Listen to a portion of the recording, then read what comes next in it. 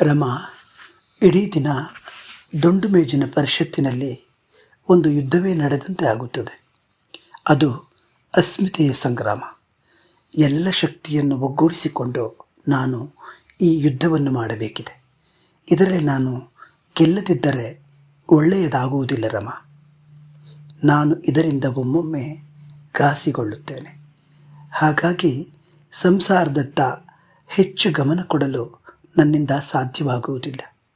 ಆದರೆ ನಿನಗೊಂದು ಮಾತು ಹೇಳುತ್ತೇನೆ ರಮ. ನೀನು ಇರುವುದರಿಂದಲೇ ನನಗೆ ಯಾವ ಚಿಂತೆಗಳೂ ಇಲ್ಲ. ನಿನ್ನ ಮೇಲೆ ಭರವಸೆ ಇಟ್ಟೇ ನಾನು ಇಷ್ಟೆಲ್ಲ ಮುಕ್ತವಾಗಿ ವರ್ತಿಸುತ್ತೇನೆ. ಜ್ಞಾನದ ಶಿಖರವನ್ನು ಏರುವಾಗ ನಾನು ಹಿಂದಿರುಗಿ ನೋಡುವುದಕ್ಕೆ ನೀನು ಬಿಡುವುದಿಲ್ಲ ರಮ.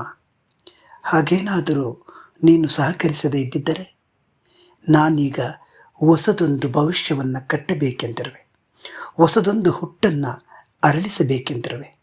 ಆದರೆ ಇದೇ ಸಮಯದಲ್ಲಿ ನೀನು ನಮ್ಮ ಹರಿದ ಸಂಸಾರಕ್ಕೆ ತೇಪೆ ಹಚ್ಚುತ್ತಿರುವೆ, ನಿನ್ನ ಹೃದಯದ ತೇಪೆ. ನನಗೆ ಗೊತ್ತಾಗುವುದಿಲ್ಲವೆಂದಲ್ಲ ರಮ, ನನಗೂ ತಿಳಿಯುತ್ತದೆ. ನೀನು ದುಃಖದ ಕಾಡಿನಲ್ಲಿ ನಿಂತುಕೊಂಡು ನಿನ್ನನ್ನು ನೀನೇ ಸುಟ್ಟುಕೊಂಡು ನಡೆಯುತ್ತಿರುವೆ. ಎಲೆ ಉದುರಿದ ಮರದಂತೆ, ಜೀವ ಬತ್ತಿದಂತೆ ನಿನ್ನ ಪರಿಸ್ಥಿತಿ ಇದೆ ಎಂಬುದು ನನಗೆ ಗೊತ್ತು. ಆದರೆ ರಮ, ನಾನಾದರೂ ಏನು ಮಾಡಲಿ? ಒಂದು ಕಡೆ ಕೈ ತೊಳೆದುಕೊಂಡು ಬೆನ್ನು ಹತ್ತಿರುವ ದಾರಿದ್ರ್ಯ, ಇನ್ನೊಂದು ಕಡೆ ನನ್ನ ಹಠದಿಂದಲೇ ಆಗುತ್ತಿರುವ ಜ್ಞಾನದ ಕಾಡಿನಲ್ಲಿನ ವನವಾಸ. ನಮ್ಮ ದೇಶದಲ್ಲಿರುವ ಬಡ ಅನಕ್ಷರಸ್ಥ ಮುಗ್ಧ ಜೀವಿಗಳನ್ನು ಮನುಷ್ಯರನ್ನಾಗಿ ಮಾಡಬೇಕಿದೆ ರಮ. ಅವರಿಗೆ ನ್ಯಾಯ ದೊರಕಿಸಿಕೊಡಬೇಕಿದೆ. ಅದಕ್ಕಾಗಿಯೇ ನನ್ನ ಬೌದ್ಧಿಕ, ಮಾನಸಿಕ ಮತ್ತು ವಾಚಿಕ ಶಕ್ತಿಯನ್ನು ಹೆಚ್ಚಿಸಿಕೊಳ್ಳಬೇಕಿದೆ. ವಿರೋಧಿಗಳಿಗೆ ನಮ್ಮನ್ನು ಕಂಡರೇನೆ ಭಯ ಹುಟ್ಟಬೇಕು. ನಮ್ಮ ಅಂಜಿಕೆ ಎಂದರೆ ಜ್ಞಾನದ ಅಂಜಿಕೆ. ಅದಕ್ಕಾಗಿಯೇ ನಾನು ಚಡಪಡಿಸುತ್ತೇನೆ ರಮ. ದೀನ ದುರ್ಬಲರ ಮೇಲೆ ಆಗುವ ಶೋಷಣೆಯನ್ನು ಕಂಡು ನನ್ನ ಜೀವ ಉರಿದು ಹೋಗುತ್ತದೆ. ಈ ಕಾರಣದಿಂದಲೇ ನಾನು ಅನ್ನ, ನೀರು, ಮೋಜು, ಮಸ್ತಿ ಎಲ್ಲದಕ್ಕೂ ಬೆನ್ನು ತಿರುಗಿಸಿ ಜ್ಞಾನದ ಅಗ್ನಿಕುಂಡದಲ್ಲಿ ನನ್ನನ್ನು ನಾನೇ ತಳ್ಳಿಕೊಂಡಿದ್ದೇನೆ. ಈ ಕುಂಡವೇ ನನ್ನನ್ನು ಬೆಂಕಿಯನ್ನಾಗಿಸುತ್ತದೆ ಎಂಬ ನಂಬಿಕೆ ನನಗಿದೆ. ನಾನು ಯಾವಾಗಲೂ ಜ್ಞಾನದ ಸಾಗರವನ್ನು ಪೂಜಿಸುತ್ತೇನೆ ರಮ. ನನಗಿನ್ನೂ ಯಾವುದರ ಬಗ್ಗೆಯೂ ಅರಿವೇ ಇಲ್ಲ. ಆದರೆ ನನ್ನಲ್ಲಿ ಬಲ ನೆಲೆಗೊಳ್ಳಬೇಕಾದರೆ ಅದರಲ್ಲಿ ನಿನ್ನ ಪಾಲು ತುಂಬ ಇದೆ. ನೀನು ಹರಿದ ಸಂಸಾರವನ್ನು ಹೊಲಿಯುತ್ತಾ ಕುಳಿತಿರುವೆ. ಕಣ್ಣೀರನ್ನು ನೀರು ಎಂದು ಹೇಳಿ ನನ್ನ ಮನೋಬಲವನ್ನು ಹೆಚ್ಚಿಸುತ್ತಿರುವೆ. ಇದರಿಂದಲೇ ನಾನು ಮುಕ್ತನಾಗಿ ಪಾತಾಳದಲ್ಲಿರುವ ಜ್ಞಾನದ ಸಂಪತ್ತು ಪಡೆಯಲು ಶಕ್ತನಾಗಿರುವೆ. ಇಂತಹ ಸಂದರ್ಭದಲ್ಲಿ ನನ್ನನ್ನು ವಿಚಲಿತನನ್ನಾಗಿ ಮಾಡುವ ಘಟನೆಗಳು ನಡೆದಾಗ ನಾನು ಬೆಂಕಿ ಉಗುಳುತ್ತೇನೆ. ನಾನು ಅನಿಯಂತ್ರಿತ ಆಗುತ್ತೇನೆ, ಸಂತಾಪಗೊಳ್ಳುತ್ತೇನೆ. ಇದು ಕೇವಲ ಜ್ಞಾನದ ಹಸಿವಿನಿಂದ ಮಾತ್ರ ಹೀಗಾಗುತ್ತದೆ ಎಂಬುದನ್ನು ನಾನು ಬಲ್ಲೆ. ನಾನು ಎಲ್ಲರಂತೆ ನಗು ಕೇಕೆ ಹಾಕಿ ವರ್ತಿಸುತ್ತಾ ಕುಳಿತರೆ, ಎಲ್ಲರಂತೆ ಮನರಂಜನೆ ಮತ್ತು ಆಲಸಿತನದಲ್ಲಿ ಕಾಲ ತೋಡಿದರೆ ಹೀಗೆ.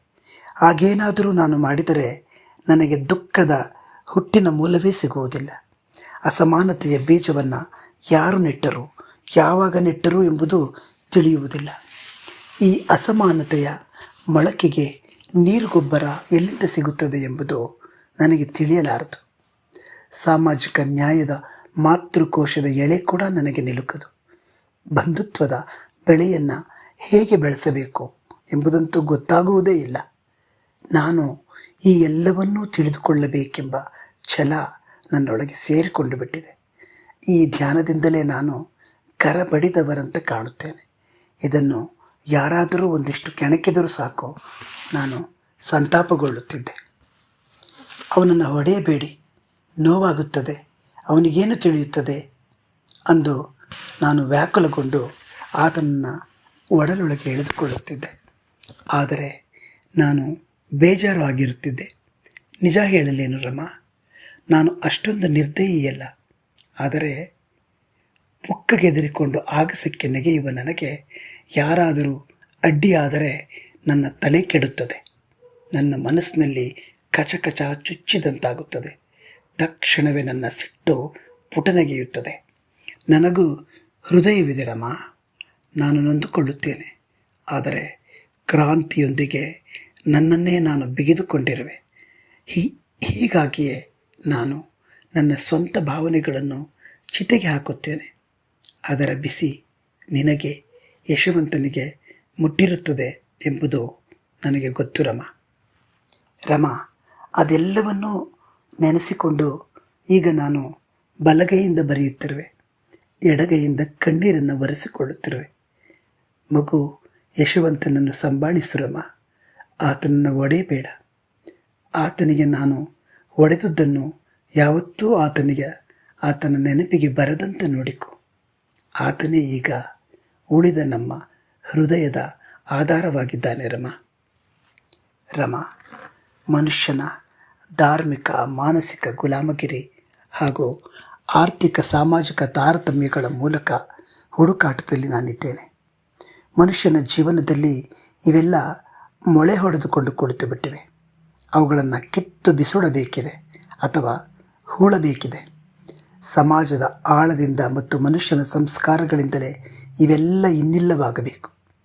ಈ ಸಂಗತಿಗಳನ್ನು ಇನ್ನಿಲ್ಲವಾಗಿಸಲು ಮತ್ತು ಸಮಾಜದಲ್ಲಿ ಸಮಾನತೆ, ಸೋದರತೆ, ಸ್ವಾತಂತ್ರ್ಯ ಮತ್ತು ಸಾಮಾಜಿಕ ನ್ಯಾಯಗಳನ್ನು ನಿರ್ಮಾಣ ಮಾಡುವ ಜವಾಬ್ದಾರಿ ನನ್ನದಾಗಿದೆ. ಈ ಹೋರಾಟದಲ್ಲಿ ಸ್ವತಃ ನಾನೇ ಸುಟ್ಟು ಹೋಗುತ್ತಿದ್ದೇನೆ.